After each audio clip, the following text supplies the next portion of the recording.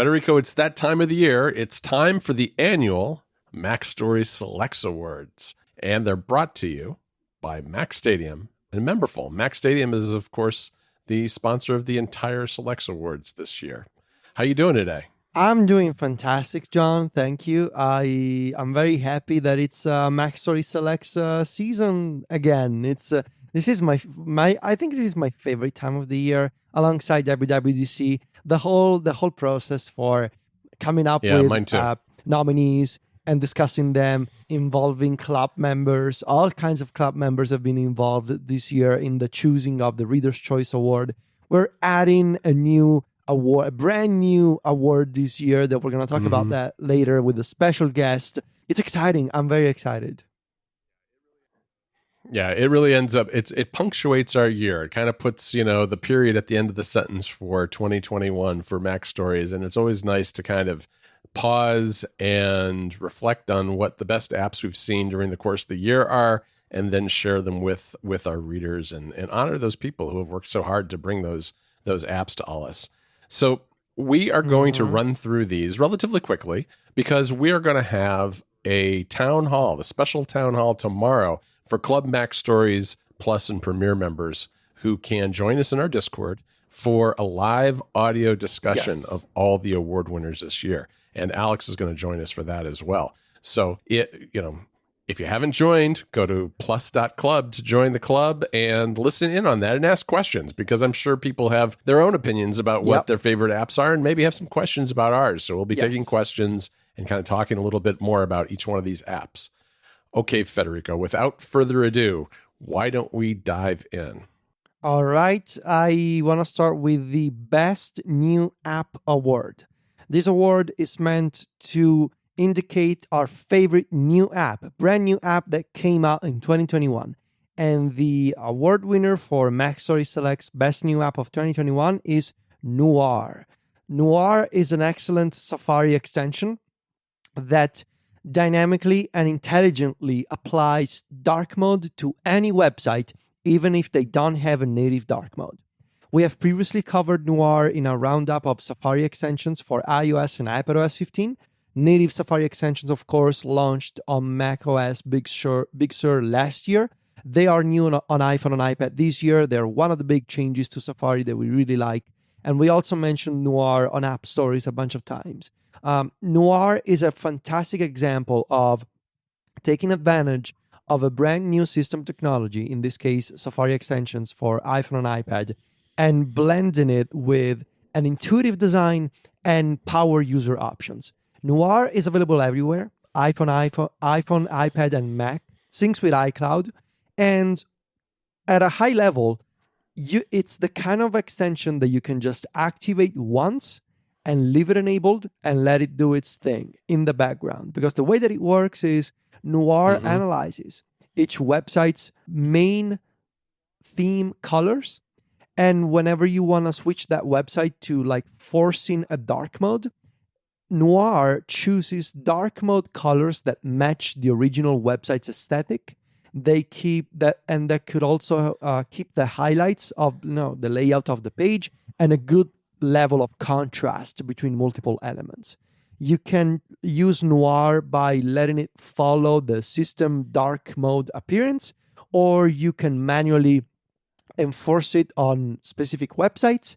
You have global settings that you can tweak from the main app UI, but you can also apply per website settings. It really is a fantastic Safari extension. I've enabled it months ago, and now whenever I'm using my iPhone or iPad mini in dark mode at night, and I go to a website that is in dark mode, like I almost forget that website is in dark mode because of Noir. It's that good. It's really, really good.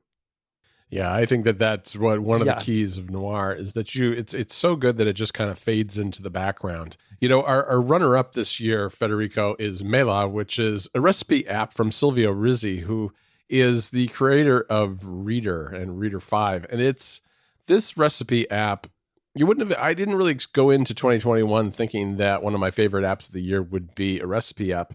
But what Silvio has done here is remarkable, because he's really brought his talents as a developer of an RSS client to the recipe space, which is really innovative because there hasn't been a lot of innovation in recipe apps in a long time. And what he's done is, for instance, there is an RSS feed built right into this app, which allows you to add feeds from your favorite cooking sites and then browse them, which I love doing. I love just kind of scrolling through the dozen or so feeds that I have built in there and picking out things to make in the future. It's a really good way to build a collection of dishes that you want to make and keep them that way. And the other main innovation of this that really makes it stand out in 2021 is the cooking mode, because when it's time to actually make something in the kitchen, you tap a cook button and a whole new UI appears with the instructions on the left and the ingredients on the right. It's a little different from platform to platform, and this is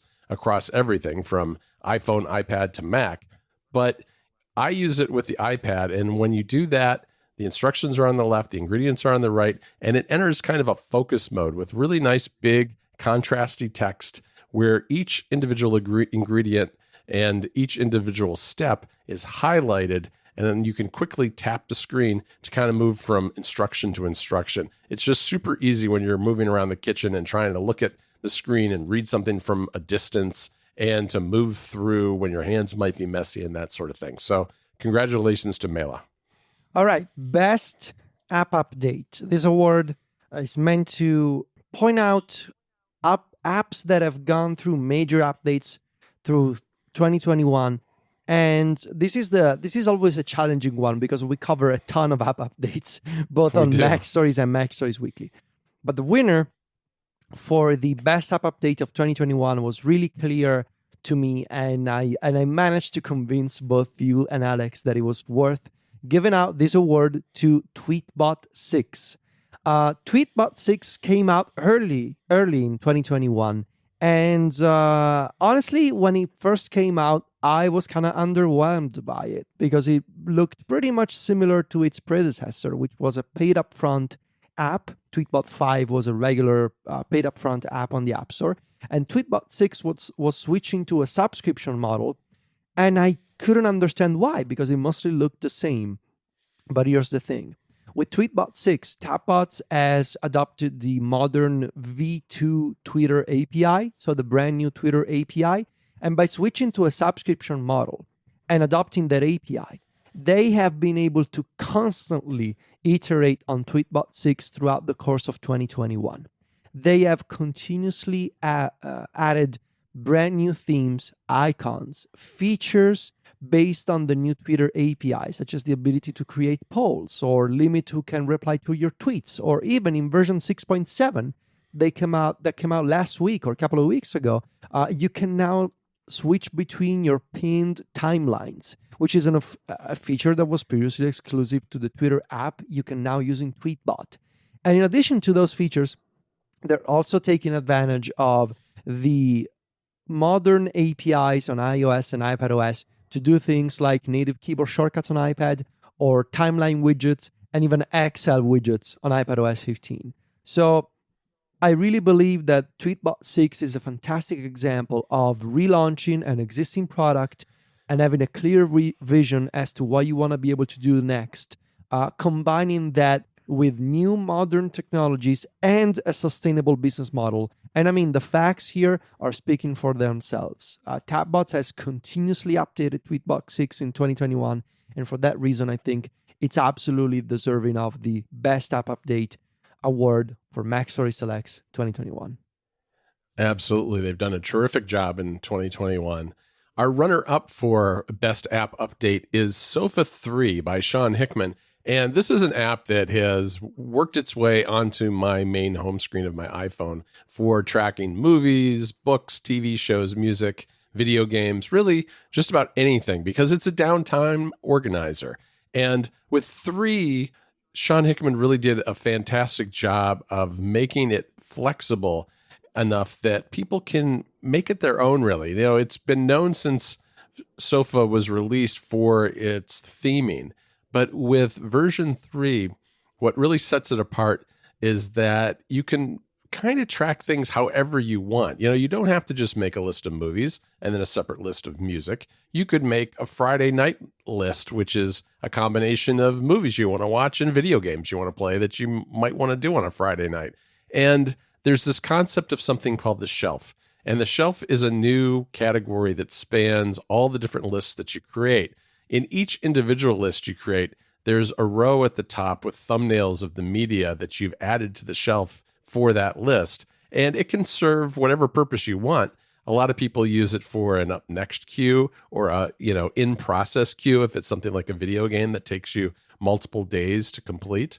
But then when you go to the main view of the app, there is a shelf category that cuts across all those lists you've created and makes it super simple to go in there and pick up something that you've designated as some sort of priority or up next. It just makes choosing what to do next a lot easier. And I like the fact that this app has a lot of, I guess, flexibility, but also whimsy built into it, into the design. It's not a stodgy task manager, because when you think about it, a downtown organizer kind of is a to-do list, a to-do list of all the media you want to consume, but it doesn't have to be kind of work-like. And so Sofa takes this in an entirely different direction with its theming and all these features. And I've really enjoyed using it throughout 2021, but especially version 3, which was released this year. Very nice. All right, John, why don't you tell me about the best new feature award for 2021? Well, this is one that came out very late in the year because we're going to talk a little bit about BetterTouchTool. And we're talking specifically about its shortcuts and integration, because BetterTouchTool is an app, a utility on the Mac that has been around for a very long time, and it allows you to take various triggers and perform actions based on those triggers. If you go back to the beginning, it was really designed, as the name kind of suggests, as a way to extend gestures using a trackpad to automate things on your Mac. But it's gotten to be so much more than that now. I mean, really, BetterTouchTool is one of those places where I'm having a hard time figuring out what I want to automate or how I want to do it. I'll go in there and just kind of poke around in the triggers and the actions that it supports, because the list is incredibly extensive. And with the introduction of shortcuts for the Mac this year, BetterTouchTool gained shortcut support. But it's not just that BetterTouchTool added a bunch of actions to the Shortcuts app. It can also fire off those shortcuts. So, for instance, that means you could have a 3-tap gesture on your trackpad and it will run a shortcut. This integration is incredibly well done. I've seen a lot of apps try to do things like this where they will run shortcuts on your behalf. And a lot of them don't do a real good job with it because for whatever reason, they're very slow to load the list if you have a long list of shortcuts. But BetterTouchTool is very quick, and it organizes everything according to the folders that you have in shortcuts, making it easy to navigate and find what you want to fire based on a particular gesture or other trigger.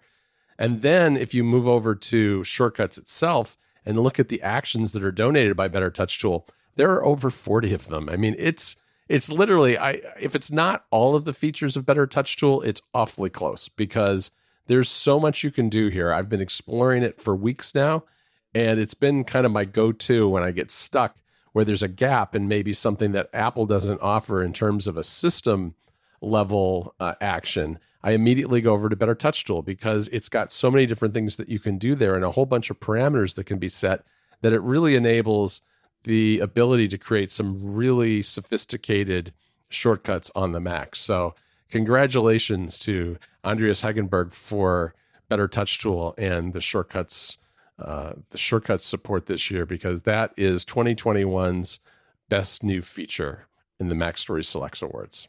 It really is a fantastic suite of integrations that I really love BetterTouchTool and what it's doing with shortcuts. The runner-up for best new feature is Yoink's clipboard monitoring on iPhone and iPad based on picture-in-picture. I wrote about this feature a couple of months ago on MacStories, and it's an ingenious way to take advantage of a new API, which is custom picture-in-picture mode in iOS 15. Now, developers can load arbitrary content in picture-in-picture, which wasn't possible before.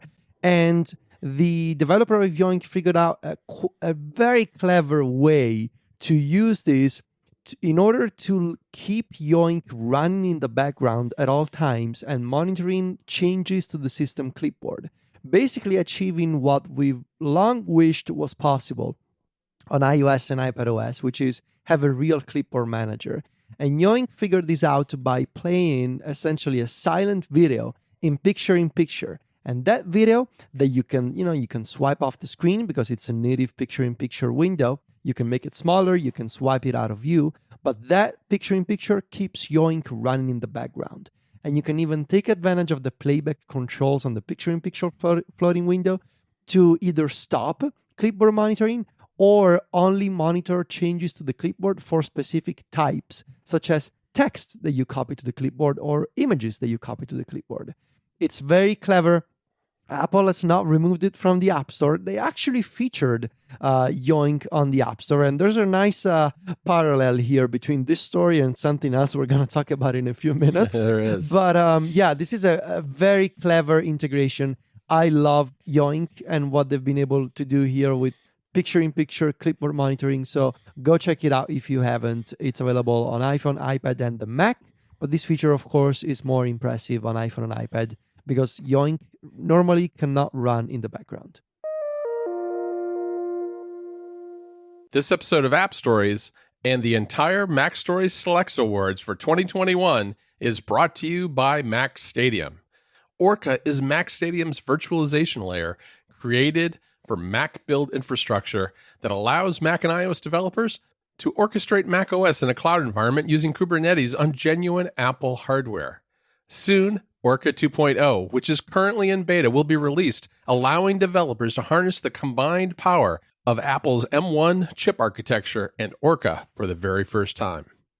Since Orca was first released, users have used it to streamline their development pipeline with high-performance, scalable, secure, and reliable Apple hardware. And soon, Orca will run on Apple Silicon Macs too. With Orca 2.0, developers will be able to virtualize macOS across M1 Macs just like they've been doing with Intel machines, and even mix clusters using both Intel and M1-based virtual machines. It's a big step forward, which will make it easier for developers to migrate their Mac and iOS build pipelines to Apple Silicon. With Orca 2.0, you'll be able to control Orca VMs with a native Kubernetes command line, too. The possibilities created by Orca 2.0 don't end there, though. Just the other week, AWS announced that EC2 instances on M1 Mac Minis are on their way. AWS's M1 Mini instances are currently in preview, but the news opens up intriguing possibilities for developers, such as running Orca 2.0 on AWS or building a hybrid cloud pipeline on Mac Stadium servers and AWS. Learn more about Orca 2.0 at Mac Stadium. Just go to macstadium.com, and you can sign up for the Orca 2 beta right now by going to macstadium.com/Orca-M1 beta. To be among the very first to experience your development pipeline on M1 Macs. It promises to be a big leap forward that you won't want to miss. Our thanks to Mac Stadium for their support of the show and their support of the 2021 MacStories Selects Awards. All right, let's move on to the MacStories Selects Best Watch app. And these two picks were covered by our colleague Alex. And the winner of this year's Best Watch App Award is Streaks. Streaks is an app that just so happens to be one of the very first apps that I covered at MacStories, the iPhone version. And this is a fantastic Apple Watch app. It really takes advantage of the very latest technologies that are available in the Apple Watch, allowing it to do things and allowing you to set up your habits that you want to track right there on the watch in a way that most watch apps don't take advantage of. I mean, this is easily one of the easiest apps to use on the watch. And I've loved Streaks for years. And if you're trying to keep track of a habit, form a good habit, or maybe break a bad one, give Streaks a try, especially on the watch, because it's handy there where when you do something that you're trying to create a habit from, you can just check it off right there on your Apple Watch. And the runner-up for Best Watch app in 2021 is Drafts. Now, Drafts, we mentioned time and time again on MacStories, right? It's an excellent note-taking app and text editor And the developer Greg Pierce, previous winner of a MacStories Selects Award, has done some incredible work this year. For example, Drafts is now capable of transcribing text from videos, even. It's all kinds of new features in Drafts. But the Watch app is also incredible because it makes it so easy to capture a fleeting thought or some ideas or a quick note directly from your wrist. Takes advantage of watchOS 8. It's been updated for the Apple Watch Series 7. It's fast to launch. You can launch it from a complication really quickly. It's one of the, like Strix, one of the top-notch watch apps that you can get on the watchOS App Store these days.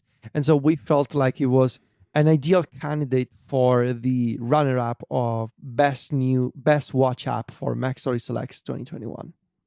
All right, Federico, we have so many great Mac apps that came out this year. It was a little hard to pick, but our winner for the best Mac app of 2021 is Bartender 4, which is an app that I covered very early in the year.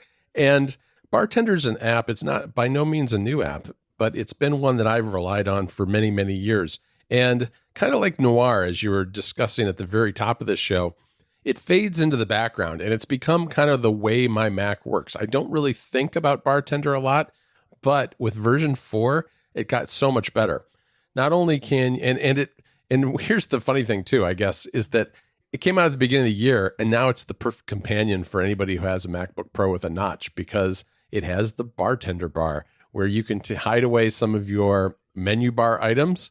And then when you activate the Bartender bar, it drops below that notch. So you can see all of your menu bar items and they don't get cut off. So really handy for that use case. But it really works for anybody who's using a laptop with a smaller screen or just wants to tidy up their menu bar. It has hotkey triggers now, which I love. You can do things like have the hidden items automatically show when you hit a hotkey.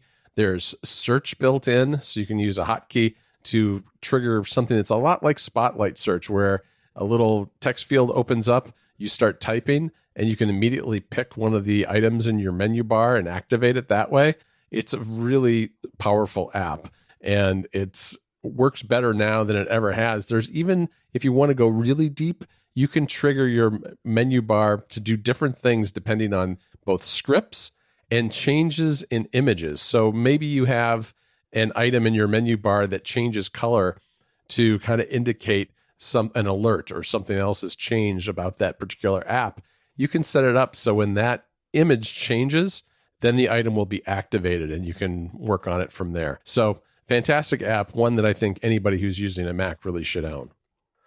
Federico, our runner-up this year is Doppler. And Doppler by Ed Wellbrook is a fantastic music app for people who want to own their music. I think that you know a little bit about owning your music, more so than me, in fact. But even though I'm kind of a diehard streamer of my music, I really appreciate the fact that there are apps like this around because owned music has really taken a back seat in Apple Music in a way that I think does a disservice to people who want to listen to their music that way. And Doppler really solves that by having an incredibly clean UI that has a couple of panels on the sides to track your up next queue and to choose your categories. But then dominating the center is the beautiful artwork of all the albums and artists that you have in your library with the playback controls at the bottom. The app looks fantastic. It handles an incredible array of different file formats, so you don't have to really worry whether your particular oddball format may or may not be supported, because it probably is. And it has a companion app that lets you sync it very easily and quickly and reliably with your iPhone. So your Mac becomes a hub for your owned music collection that you can then kind of synchronize and transfer over to your iPhone and use Doppler's iPhone app, because that's where the app got started. And I always appreciated the fact that it had the innovation with the iPhone of allowing you to download music off the internet straight into the iPhone, which Apple Music can't do and never has been able to do. But I've always also been someone who listens to a lot of my music on my Mac as I work. And now that this app is available on the Mac too, I think a lot more people are going to start using this to play their own music collections. All right, Federico, let's move on now to the MacStories Selects Best Design Award of 2021. All right. Oh, this is a fancy one. Okay. It is. It is. And you know what? We have the same design winner we had last year, which is Silvio Rizzi and his app Mela, which is the recipe app that I already covered. This guy is onto something. It's a beautiful app. He's onto something. He's got the design thing down. And you know what it is? I think what's neat to me about this is obviously he's figured out the 3-panel design for Reader, the RSS clients. And this UI has a lot of similarities to that. But there's just so much attention to detail, which is the kind of thing that you and I have talked about with Reader an awful lot, where the layouts are different depending on even which iPad you're on in terms of what the columns do and where the photography is. And there's a really close attention to detail in terms of the typography. So it's very, very readable from a distance, lots of good contrast, a really nice typeface. The light and dark modes are very different, but both very nice. In light mode, the highlight color is kind of a salmon or light red color, maybe almost a deep pink. And in dark mode, it's black with bright yellow highlights, which I really like a lot. It looks terrific, but the design and the reason we gave this an award goes beyond just its looks, because as you know, Steve Jobs said, design is how it works. And as I said before, when you go into cook mode, this app really shines in that it has this cook mode that is like a focused mode almost in a text editor that lets you really concentrate on one step at a time as you cook something, and makes it very legible as you move around the kitchen and maybe are at a distance from your iPad or your Mac or whatever it happens to be. So fantastic app. Really happy to have this in my life now. I use this app quite a bit. I use the iPhone app to kind of collect recipes. Like I'll kind of scan through those RSS feeds that I talked about before, find some things I like, save them. And then I use the iPad Pro when I actually set off to make something. So it's a fun app. Very nice. And the runner-up for best design is unsurprisingly Craft. Craft is, as we're going to see shortly, the recipient for another award, runner-up in another category as well. Best new app from 2020, I believe, was our MacStories Selects Award for best new app last year, I want to say. Yes. And Craft, I mean, a beautiful note-taking app, right? This is what I imagine the future of Apple Notes should be, honestly. Craft strikes the unique balance of unlocking powerful functionality that is Obsidian-like in nature in terms of internal links and backlinks and daily notes, calendar integration. And in the future with Craft 2.0 and the extension platform that we're going to talk about shortly, there's the potential for having a customizable Craft as well, right? But it combines that. It strikes the balance between all those aspects and a beautiful, intuitive, native to Apple platforms design that is really, there's nothing else like Craft in terms of native feeling note-taking apps that are also powerful and sort of propelling users into this new generation of the note-taking space. And I feel like Mela is so unique, right? It had to be Mela as best design this year. Fantastic debut, on the App Store. Also, I really like the sort of the continuum that we have now with Reader last year and Mela this year, really showing how Silvio Rizzi as an indie developer really can push design forward as a single person on Apple platforms. But Craft absolutely deserves a mention for best design because it's also excellent. It's an exquisitely designed application. Besides the functionality, visually speaking, is really a fantastic piece of software. Yeah, it absolutely is. And it's fitting that we just finished talking about Craft because we want to announce our Reader's Choice Award. And this is not one that the MacStories team picked. The Reader's Choice Award is chosen by Club MacStories members. The nominees were taken club-wide, and then we tallied up the top 5 from that list and had voting among the Club MacStories Plus and Club Premier members. And they chose this year for the 2021 Reader's Choice Award Craft. And I couldn't be happier with this. We had a terrific crop of nominees this year. It was very close in the voting. There are a lot of fans of all these apps out there. But Craft, I think the reason Craft won is, as you kind of already said, is that this app really took the Apple community by storm. It was in beta for quite a while, but I think it surprised a lot of people when it came out last fall. And it came out on all platforms and did a fantastic job across all platforms, which is not something you see very often. And it hasn't sat still either. I mean, that's I think why it's particularly appropriate to be the Reader's Choice Award this year, because they've gone on to beta test a web version, which is slated to come out in full form in the first quarter of next year. They've announced extensions, which will allow developers and users to make Craft work with other apps. And they've introduced all sorts of other features along the way, like tables and all sorts of different enhancements to the app. I love Craft. We use it for the show notes of this show. We also used it to organize the MacStories Selects Awards. And you know what? Our club members voted for this and chose Craft before Apple chose it as one of its apps of the year. It was chosen as Mac App of the Year this year by Apple, which is very well deserved because the Mac app is Mac Catalyst, and it's easily the best Mac Catalyst app that I've seen so far, and a lot of people have seen. But that doesn't diminish at all both the iPhone and the iPad versions, which are equally good. This episode of App Stories is brought to you by Memberful. Memberful is the easiest way to sell memberships to your audience, and it's used by the biggest creators all over the web. You can now send paid email newsletters directly through Memberful without needing to connect to a third-party email provider. Optionally, you can publish your paid newsletter content to a Memberful-hosted, members-only website.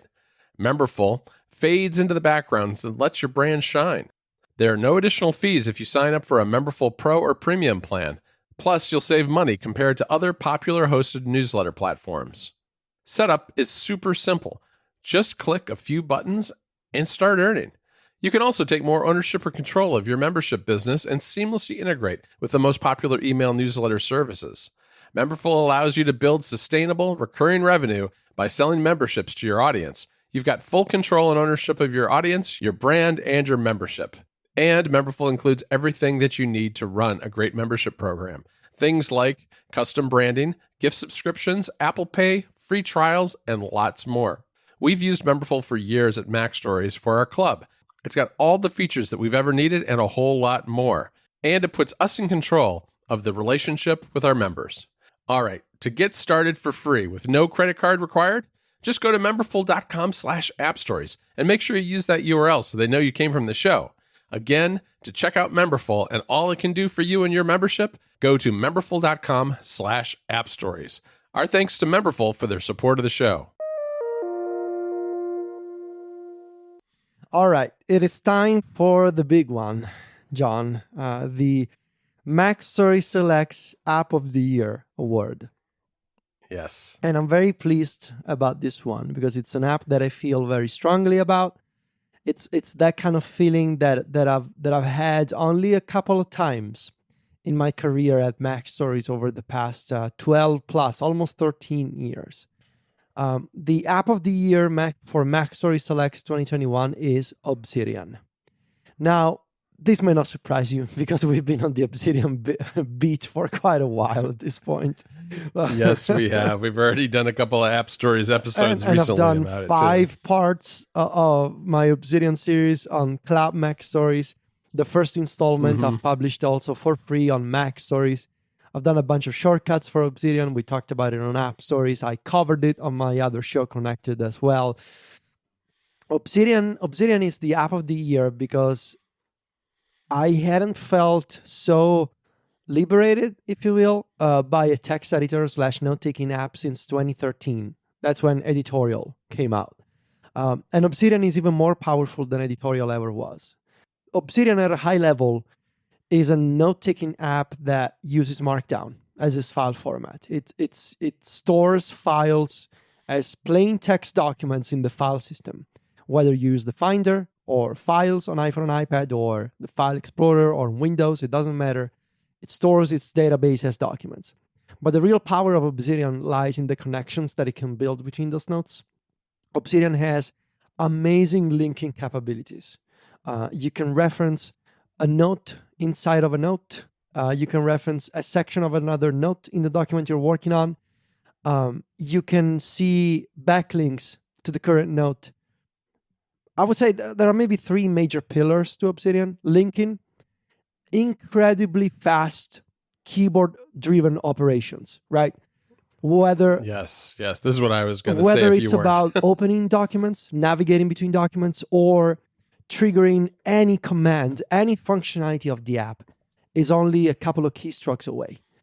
You can search by name and you can assign hotkeys to anything. Literally anything in Obsidian can become a keyboard shortcut, which means it can also become something that is controllable via something like a Stream Deck, for example, if you have a Stream Deck with your Mac. And the third major aspect, arguably the most important one, is the customization. The ability that you can make Obsidian your own, either via themes, meaning you can customize the app visually, or, and I think this is the bigger deal, plugins. You can add functionalities to Obsidian made by other people, made by other developers and Obsidian users via a built-in plugin gallery. This is why apps like Craft, for example, are announcing that they're going to do extensions, because Obsidian has shown the way in terms of having a lightweight yet highly customizable text editor and note-taking app that allows you to make it your own and to turn it into something that the app's developers may have not even thought of initially. So Obsidian has completely, this is me speaking, personally speaking, Obsidian has completely changed the game for me when it comes to taking notes, organizing my thoughts, and writing my articles, writing my stories, and having a combination of notes and research and writing material inside of Obsidian. There isn't a single reason why I love Obsidian so much. It's a combination of multiple factors. It's the fact that I can open notes in multiple panes in Obsidian. It's the fact that I can save any combination of documents and layouts as a workspace, and I can reactivate that workspace for later. It's the wildly fast search for documents and commands. It's the fact that I can make my own plugins. I can install other people's plugins. I've been able to consolidate all of my note-taking and different workflows like annotations, right? From Readwise, or the kind of backup workflow that I like to have for my iOS review. Like all of these things I've been able to consolidate in Obsidian, and it feels like it's an incredibly powerful tool that you can make your own. You don't have to go deep down the rabbit hole of Obsidian, but the power is there. And if you want to progressively, start small. We've been saying this over and over on App Stories. You don't have to, you probably heard of Obsidian and, these things about digital gardens and Zettelkasten. And if you don't want to, you don't have to care about any of that. We don't. John and I, we don't. But we've been using Obsidian as a note-taking app and as a text editor, and we've been just so much more efficient, because ultimately that's what it is about, right? It's about, can you work better? Can you work faster? Does this piece of software allow you to do your work in a way that you enjoy more and that makes you more productive? And the answer is an unequivocal yes for us. Yeah, absolutely. Absolutely. I echo everything you said, Federico. I mean, the magic power of Obsidian is that I don't waste time looking for things anymore. They're just always right there. They're at my fingertips. And as a result, I've only used it more and more over time because it does allow me to be so much more efficient. It's funny, it was almost a year ago today that I started using it, and I noodled around with it over the holidays. I was sitting in Dublin, Ireland, playing around with it, and I think I told you that it was like a writer's OS, because you could do so much to kind of bend it to your own will and make it work the way that you work and write, that it feels like you're actually working within some sort of writer's operating system. So ultimately, that's why we felt very strongly, and Alex agrees with us as well, that Obsidian is the app of the year, is the app that controlled the narrative, if you will, for us in the text editor and note-taking space. The note-taking space is really undergoing a bit of a revolution since last year. It's very hot right now. It's very hot right now, and I think this will continue in 2022. We're going to do an episode of App Stories about trends for 2022 very soon. So this is something that we will revisit as a topic more in depth. But yes, congratulations to Obsidian for winning the App of the Year MacStories Selects Award. It's absolutely well-deserved. We love Obsidian, and thank you, Obsidian developers, for letting us do our work better, more quickly, more enjoyably. That said, we also have a runner-up for this category, which is, again, unsurprisingly, craft. I don't think there's anything else that we need to say about craft. I think going into, here's what I'm going to say, though. Craft we still use for a lot of collaborative-based work at MacStories. Craft, going into 2022, I'm keeping an eye on two apps, right? Obsidian and Craft. I want to see what Craft can do with its newly announced extension platform. I think it's very exciting that the developers at Craft understand that the path drawn by Obsidian is the right one to follow in terms of allowing users to install extensions in Craft. So they have this developer preview right now that allows you to install these first beta versions of Craft extensions, which are, just like Obsidian, extension files written with JavaScript, HTML, and CSS that you can install in Craft. They're very limited right now, but looking ahead at next year and considering how quickly the Craft team can iterate on their product, I think this is worth keeping an eye on. I think that Craft has a solid chance at being able to combine the power of Obsidian's plugins with a much better visual aesthetic.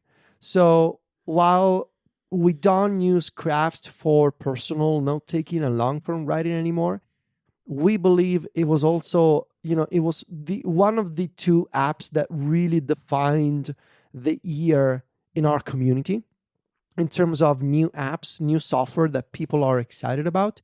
And so that's why we consider it the runner-up for App of the Year in 2021. And our readers agree. So our readers chose Craft as the reader's choice. It's also runner-up in design and App of the Year. So we're going to keep an eye on Craft in 2022. Yeah, the only thing that I would add is that I'm really impressed with the philosophy behind Craft, because they are competing for users on the merits of the app itself and not by trying to make it a place where all your data gets locked up. There's still too many apps that feel like they should be the destination and the endpoint to all your data, when the reality is that no matter how good an app is, I want to be able to get my data out too and use it elsewhere, which you can do with Obsidian, but you can also do very well with Craft. And the extension process that has been announced is going to make that even better. So congratulations to Craft. All right, Federico, to round out these awards this year, why don't you introduce for us our new award, the Lifetime Achievement Award?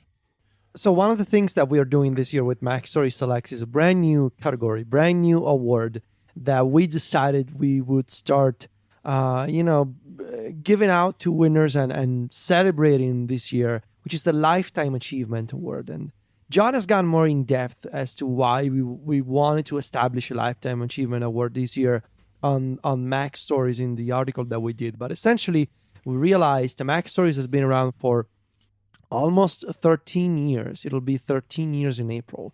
And we have covered, I don't want to say thousands, but I'm pretty sure we've covered multiple hundreds of different apps.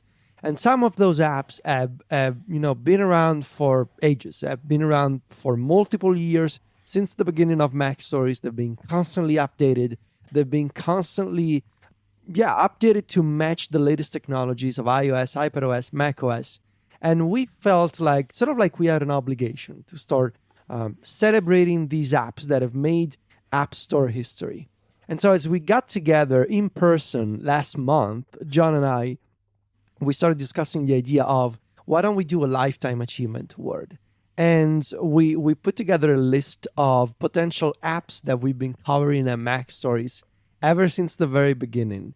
And one of those apps, the moment we looked at the list and we were talking to each other, we were in immediate agreement. So I'm very happy to announce that the first winner of the MacStories Selects Lifetime Achievement Award is PCalc by James Thomson.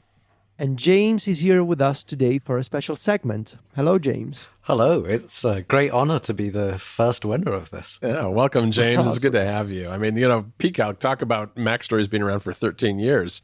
I mean, we'll get into it, but PCalc has got a little bit of history on MacStories in that category.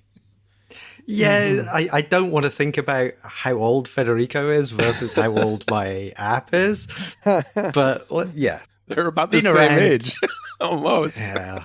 No, I don't want to know that.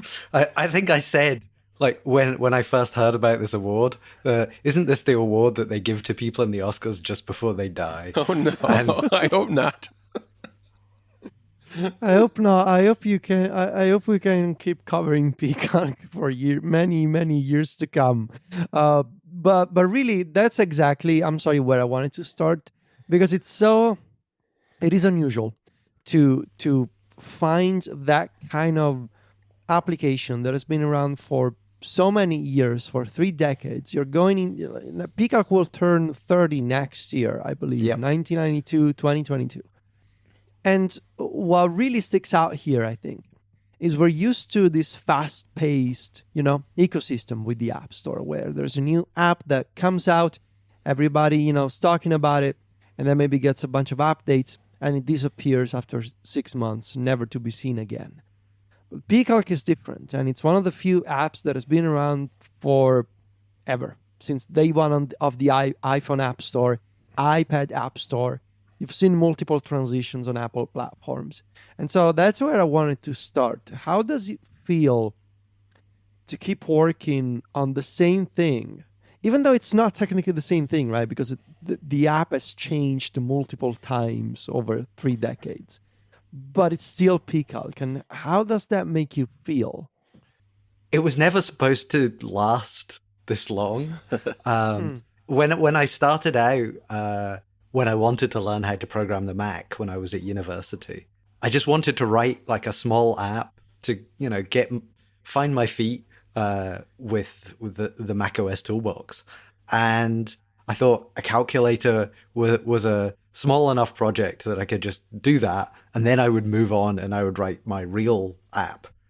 And that's kind of happened a number of times, like particularly again with the iPhone. When the iPhone came along and we finally got our SDK after a year, I wanted to write something small just as a test, just to see, what it was like to make something for a phone. And 13 whatever years later, it's actually our main source of income. And that is, really nice, but also really surprising. And I'm especially intrigued by, because you mentioned it started out as a Mac app because you wanted to get to know Mac development, but then I think it's fair to say that the vast majority of users may have learned about PCalc, may have discovered PCalc via the iPhone App Store, and later iPhone and iPad, but the mobile application, the mobile version of PCalc.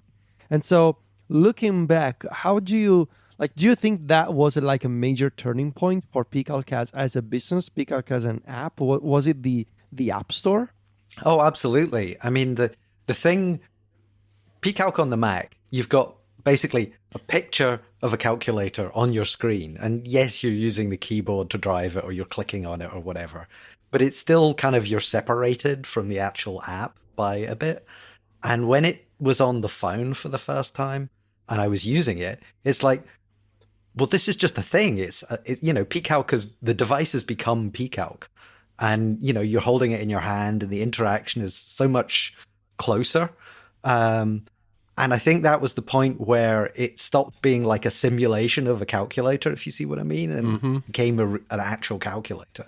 And it was a thing that people carried around and had in their pockets. And whenever they were out and about and needed to do something, they could use it.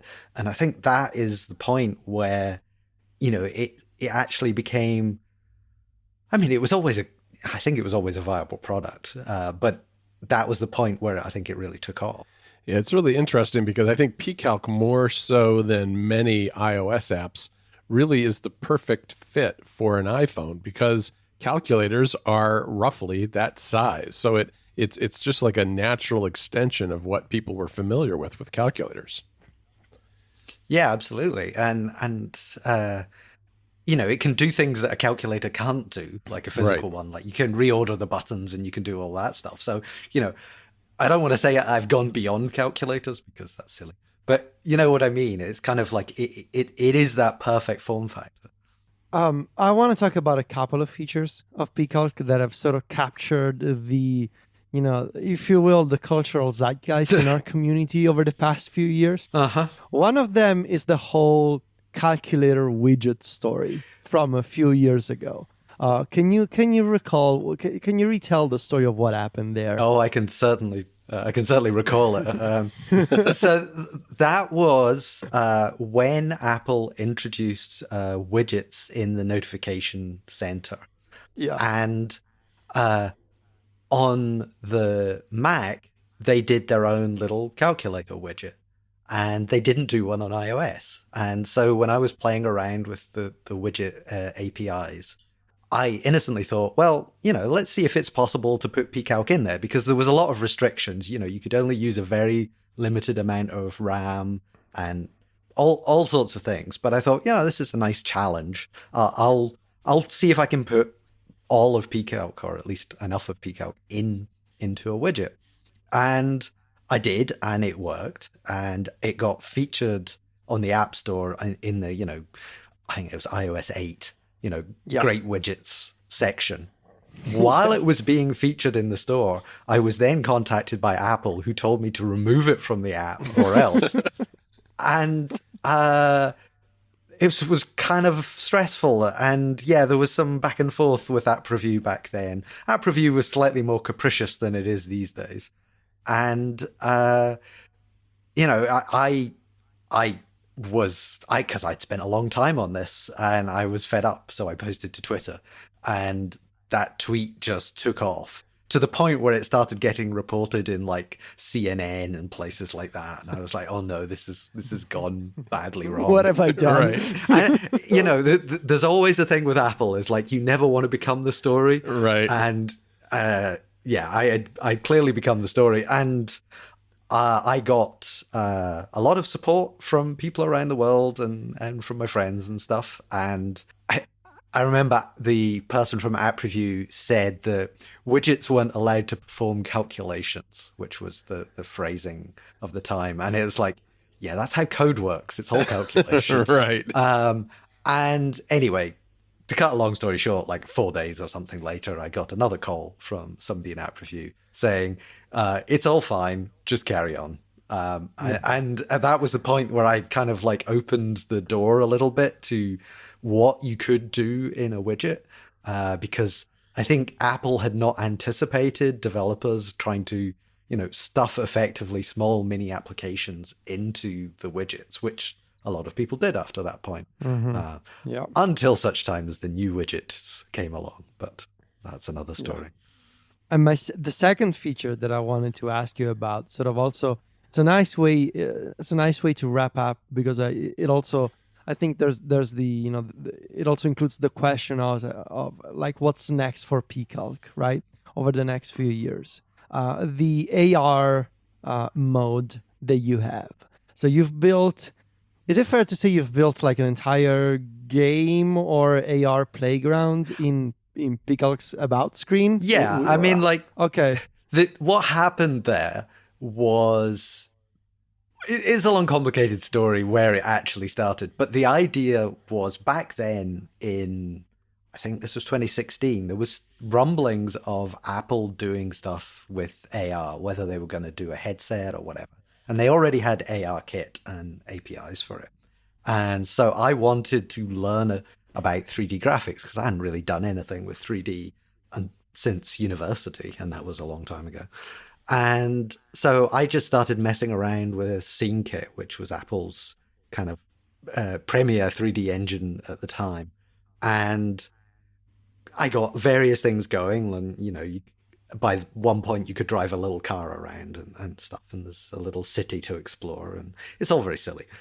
You reviewed the About screen separate from the yes, the we app, did, which was certainly an interesting moment. Anyway, but I was also playing around because the goal to learn the 3D stuff was to learn enough that when Apple's AR stuff started, I would have kind of a head start on it. And, here we are 5 years later, and still Apple has not shipped anything, although there are strong rumors that maybe WWDC next year we'll see something. But yeah, it's not the most useful version of PCalc, but you can make a version of PCalc, sit it on a desk, and then type on it within an AR. And, I would absolutely, whenever Apple has an SDK for something, I will play with it. And, it's like, that's why there's PCalc on the Apple Watch, PCalc on the Apple TV, all of these things, because it's a means to learn for me. But hopefully, I think the watch is actually a useful thing, and I actually get people contacting me about that, wanting features and so on. The TV version, I think, is more of a stretch. But that was me partially because I wanted to get my About screen on a television, so I could say that I was basically a games console developer. So I'd sit there with my gamepad driving a little car around. It's like, I made a game on my television. Yeah, that's great. Yes, because the PCalc is controllable with a game controller on the Apple TV, right? Yeah, on iOS as well, because I ported that code back. Oh, I didn't realize that that's on the iPad and iPhone too. That's great. If you have a game controller, you get a new interface. Like if you push the joystick, you get like a sort of radial menu where you can select stuff. stuff. Pretty sure. Have you tried that? I'm pretty sure I used that on my... I think I did on the iPad with the DualShock 4 last year. I'm pretty sure I did. I was like, what has James done here with this radial menu? I've seen that. Yeah, it was just an experiment. And that's what a lot of my stuff is experimenting. And that's what, my Dice app is that too. And I'll certainly do that in AR. I've got a version of that where you can fling dice around your room and they'll like fall off tables and stuff. It's fun. I think that's a kind of like one piece of advice I would give anyone out there trying to write apps is to try and have fun with them. Spoken by a Lifetime Achievement Award recipient. I've been doing this for 30 years. I think you should take that advice. Agree. I think having a little fun along the way is definitely an important ingredient. And it shows with your apps, James. I love PCalc. I love Dice. I love everything you've done. And I think, as Federico said at the top of this, it was a very easy decision when we sat down in Rome to think about who should be the first Lifetime Achievement Award winner. So congratulations, and thanks for all the apps. Well, thank you very much. And I should say thank you to Saskia, my long-suffering wife, who is the other half of this company. So she gets credit too. All right, Federico. Well, that was a great conversation with James. It's always fun to talk to James. It's, PCalc... there's so much history there. We barely scratched the surface, but it's an amazing app. And then check out the story on MacStories where we talk a little bit about the background too. And Federico did a written interview with James. So there's more to be had there as well. That's it for today. I want to thank our two sponsors for this episode. That's Mac Stadium and Memberful. You can find me and Federico over at MacStories.net. Federico is on Twitter and Instagram where he's at Fetici. That's VITICCI, and I'm at John Voorhees. JOHNVOORHWES. Talk to you next week, Federico. Ciao, John.